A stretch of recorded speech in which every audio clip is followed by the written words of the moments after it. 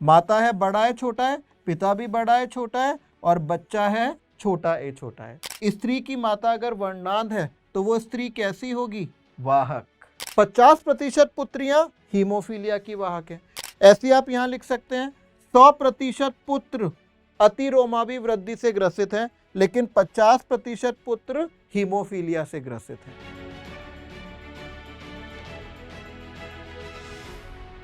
तो नमस्कार प्यारे बच्चों, आज हम फिर मिले हैं और हमारा टॉपिक चल रहा है वंशावली विश्लेषण, और आज हमारा है इसमें चौथा लेक्चर। तो वंशावली विश्लेषण पर आगे पहुंचने से पहले मैंने आपको कल बताया था कि कौन सी श्रेणी के जीन उत्परिवर्तन होते हैं, ऑटोसोमल और लिंग सहलग्न। ऑटोसोमल फिर दो प्रकार के थे, अप्रभावी, प्रभावी। लिंग सहलग्न दो प्रकार के थे, एक्स सहलग्न, वाई सहलग्न। एक्स सहलग्न फिर दो प्रकार के थे, एक्स सहलग्न अप्रभावी, एक्स सहलग्न प्रभावी। तो इसके ऊपर आज मैं आपको कुछ प्रश्न कराने जा रहा हूं, और ये प्रश्न नीट में जरूर से आते हैं। तो अगर आपने ये सारे प्रश्न कर लिए मतलब आपने मैदान जीत लिया। आगे बढ़ने से पहले मैं आपको मिलवाना चाहता हूं रैंक प्लस की अपनी टीम से, जो आपको सारे सब्जेक्ट्स पढ़ाएंगे। आगे बढ़ते हैं और चलते हैं पहले प्रश्न पर, जो कहता है एक बच्चा जो दात्र कोशिका अरक्तता, ये क्या होता है? Sickle cell anaemia.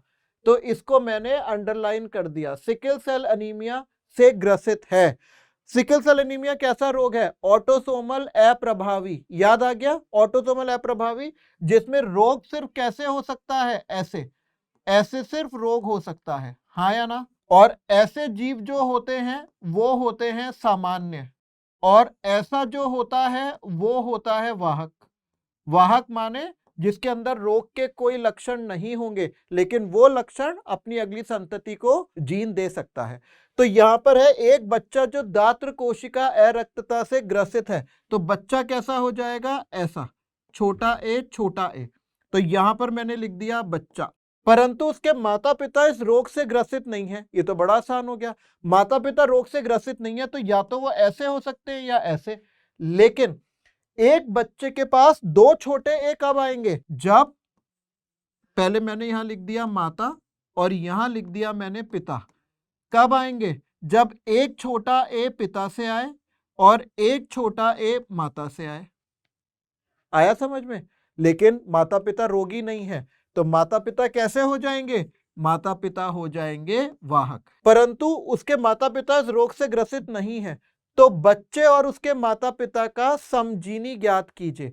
तो समजीनी तो ज्ञात हो गया, माता है बड़ा है छोटा है, पिता भी बड़ा है छोटा है, और बच्चा है छोटा ए छोटा है आसान। फटाफट बढ़ते हैं दूसरे प्रश्न की तरफ, जो कहता है एक पेशीय डिस्ट्रॉफी। मैंने कल आपको बताया था मायोटोनिक डिस्ट्रॉफी, यह है प्रभावी ऑटोसोमल। तो इसमें अगर ऐसा है या फिर ऐसा है, तो इस दोनों ही स्थिति में होगा रोग, और सामान्य सिर्फ कैसा होगा? छोटा ए छोटा ए, ये होगा सामान्य। याद आ गया? तो इसलिए मैंने कहा था कि कल आपको ये वो वाली जो सारणी मैंने बनाई थी टेबल, वो याद करके आनी है। एक पेशीय डिस्ट्रॉफी से ग्रसित पुरुष, पुरुष को पेशीय डिस्ट्रॉफी है, माने वो ऐसा भी हो सकता है और ऐसा भी हो सकता है। का पुत्र सामान्य है, लेकिन पुत्र कैसा है? सामान्य। ये पुत्र है, तो सामान्य तो एक ही स्थिति में हो सकते हैं। तो उसका, अच्छा इसमें लिखा है पेशीय डिस्ट्रॉफी से ग्रसित पिता, तो ये जो पिता है, पिता का जीनोटाइप समजीनी क्या होगा? ये ग्रसित तो है, लेकिन एक पुत्र में एक ए आएगा पिता से और दूसरा ए आएगा माता से। आएगा कि नहीं आएगा? तो एक ए मैंने यहां पर लिखा है, एक ए मैंने यहां पर लिखा है। लेकिन ये जो पिता है, ये पिता कैसा है? पिता है पेशीय डिस्ट्रॉफी से ग्रसित, तो पिता हो गया बड़ा ए छोटा ए। तो उसकी पत्नी तथा उसके पुत्र का समजीनी क्या होगा? बेटा पत्नी दी हुई नहीं है कि क्या है, लेकिन ये अगर कोई दिया हुआ नहीं होता तो हम उसको सामान्य मानते हैं। तो उसकी माता कैसी होगी? ऐसी। माता ये, पिता ये और पुत्र ये। आज्ञा करना, तो ये बहुत सरल है। बढ़ते हैं थोड़े टफ क्वेश्चन की तरफ। प्रश्न नंबर 3 ये कहता है एक वर्णांध स्त्री का विवाह एक सामान्य पुरुष से होता है, ये बहुत जरूरी है। देखिए, स्त्री है वर्णांध, ये कैसा रोग है? एक्स संलग्न अप्रभावी। तो एक्स संलग्न अप्रभावी रोग तभी होता है जब वो लिखा हुआ हो ऐसे, मैंने आपको कल बताया था। और इसका विवाह एक सामान्य पुरुष से होता है, तो पुरुष है सामान्य। तो अब इसमें लिखा है, तो बताएं उनकी संतानों में इस रोग के होने की क्या संभावना है। तो देखो, इसको इससे करेंगे तो होगा x डैश x, इसको इससे करेंगे तो होगा x डैश x, इसको इससे करेंगे तो होगा x डैश y, इसको इससे करेंगे तो होगा x डैश y। इसको लिखने के दो तरीके हैं। ये दोनों जो हैं ये लड़कियां हैं, ये कैसी हैं? वाहक। और ये दोनों क्या हैं? लड़के हैं, ये क्या हैं? रोगी।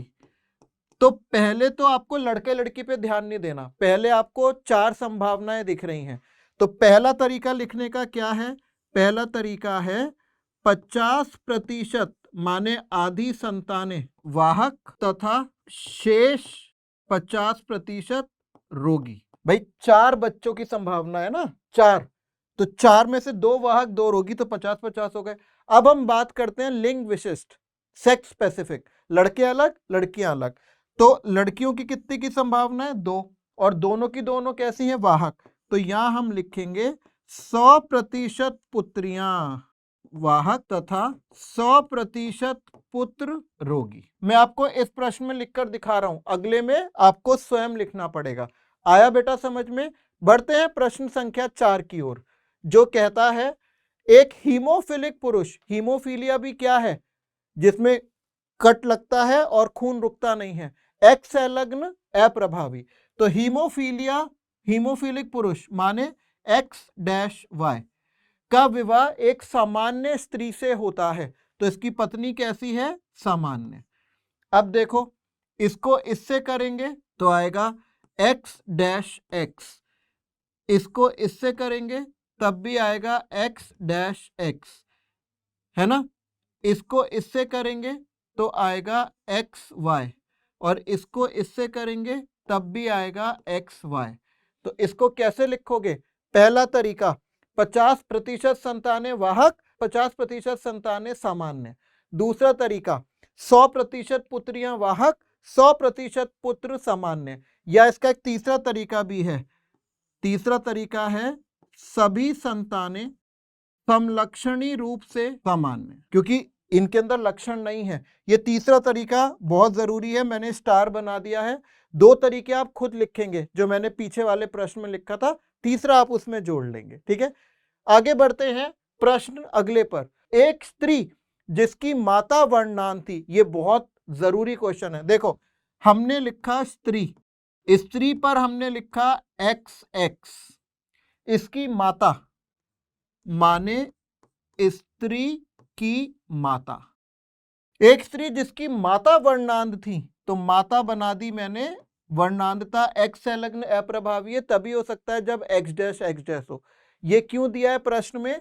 क्योंकि एक स्त्री की माता अगर वर्णांध है तो वो स्त्री कैसी होगी? वाहक, ठीक है? का विवाह एक सामान्य पुरुष से होता है, इसकी माता का विवाह मत करा देना, यहाँ कॉमा लगाया हुआ है, मतलब इस स्त्री का विवाह होता है एक सामान्य पुरुष से, माने एक्स वाई, और इनका आपको संकरण कराना है, निषेचन कराना है।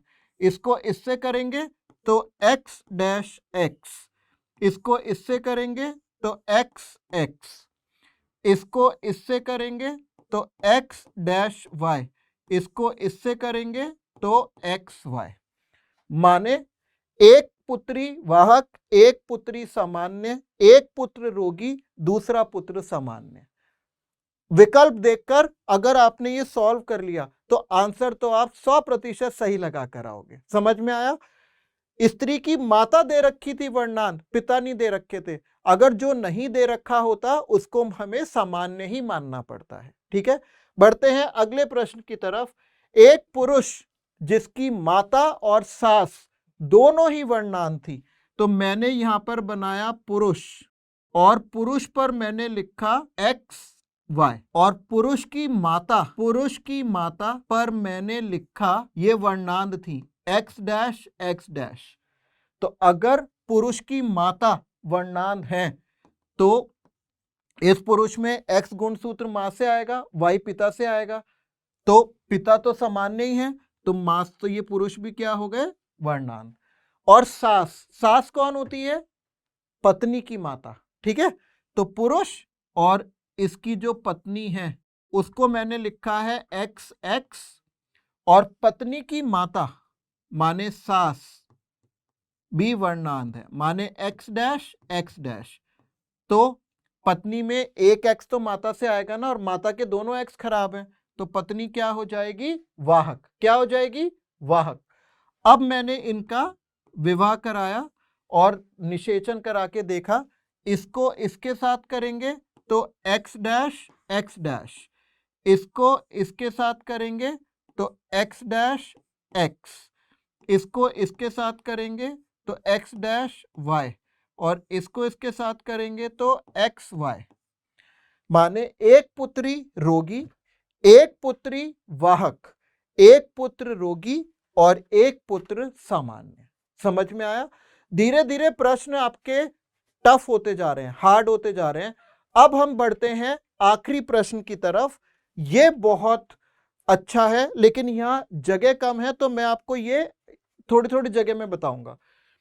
ये ना दो परिवारों के बीच की शादी, और दोनों परिवार में ही ऊपर से कोई ना कोई रोग चला आ रहा है। ये कह रहा है परिवार एक हीमोफिलिक स्त्री का विवाह एक सामान्य पुरुष से होता है जिससे कि उन्हें एक पुत्री होती है।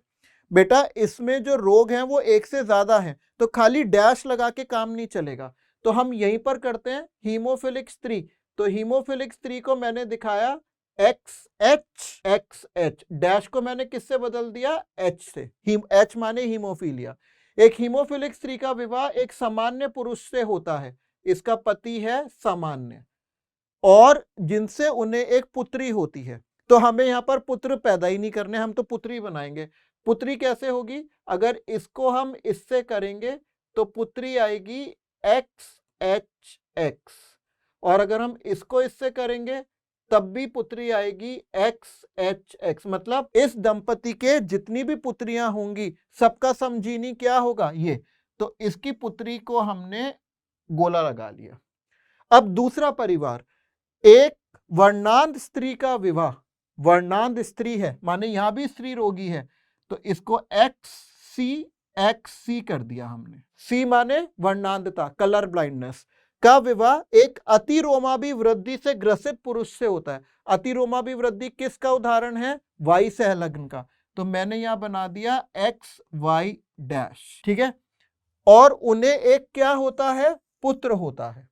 तो यहां पर हम पुत्रियां ही नहीं बनाएंगे, हम सीधे पुत्र बनाएंगे। तो देखो पुत्र कैसे बनेंगे, जब एक्स और वाई आएगा, तो यहां पर अगर इसको हम इससे करेंगे तो आएगा एक्स सी वाई डैश, और इसको इससे करेंगे तब भी आएगा एक्स सी वाई डैश। माने यहां जितने भी पुत्र पैदा होंगे सब ऐसे होंगे।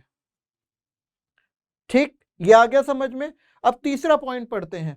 उपरोक्त दोनों परिवारों के बच्चे आपस में विवाह कर लेते हैं, माने इस परिवार की पुत्री और इस परिवार का पुत्र। तो बताएं इनकी संतानों में इन तीनों रोगों के होने की संभावना क्या होगी। तो इसकी तो हमने पुत्री ले ली, माने एक्स एच एक्स, और दूसरे परिवार का हमने लड़का ले लिया, माने एक्स सी वाई डैश, और हमने इनका विवाह कराया। तो देखो इसको इससे करेंगे तो आएगा एक्स सी एक्स एच, इसको इससे करेंगे तो आएगा एक्स सी एक्स, इसको इससे कराएंगे तो एक्स एच वाई डैश, और इसको इससे कराएंगे तो एक्स वाई डैश। अब इसको लिखने के बहुत तरीके हैं। ये पुत्री वर्णांधता और हीमोफीलिया दोनों की वाहक है, क्योंकि दोनों का एक एक अलील है। ये पुत्री सिर्फ वर्णांधता की वाहक है। ये पुत्र हीमोफिलिक भी है और अतिरोमावी वृद्धि से ग्रसित भी है, और ये वाला पुत्र अतिरोमावी वृद्धि से ग्रसित है। इसको आप एक तरीके से और लिख सकते हैं, पुत्रियां हैं 2, तो आप लिख सकते हैं 100% पुत्रियां वर्णांधता की वाहक हैं और 50% पुत्रियां हीमोफीलिया की वाहक हैं। ऐसे आप यहां लिख सकते हैं 100% पुत्र अतिरोमावी वृद्धि से ग्रसित हैं, लेकिन 50% पुत्र हीमोफीलिया से ग्रसित हैं। तो बेटा ये मैंने आपको सरल से लेकर कठोर तक 7 सवाल कराए हैं। इनके ऊपर बेस्ड और आप क्वेश्चंस कीजिए, प्रश्न कीजिए, और जो भी डाउट्स हो मुझे पोस्ट कीजिए। अगली क्लास में जो मुझे सबसे 3 अच्छे डाउट्स या कमेंट्स लगेंगे, हम उनको अपनी कक्षा में डिस्कस करेंगे। तो इसी के साथ बच्चों मैं आपसे विदा लेता हूं, फिर मिलेंगे कल और वंशावली विश्लेषण को आगे बढ़ाएंगे। आपका दिन शुभ हो।